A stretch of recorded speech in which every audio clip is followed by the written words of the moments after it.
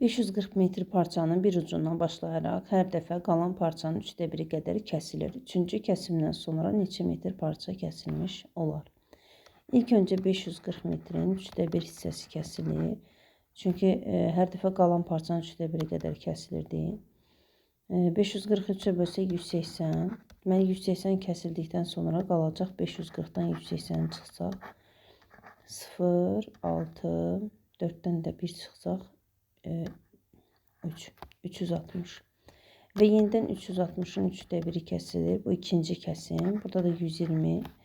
360-dan da 120-ni çıxıram. 240 qalır. 240-ın da 1/3 qədər kəsilir. Üçüncü kəsim. Və bu da 80 kəsilmiş olur. 80 sm kəsilmiş olur. 80 metr daha doğrusu. Deməli, ümumilikdə 3-cü kəsimdən sonra neçə metr parça kəsilmiş olar? Kəsilən parçalar 180, 120 və 80-dir. Toplam 380 metr parça edir.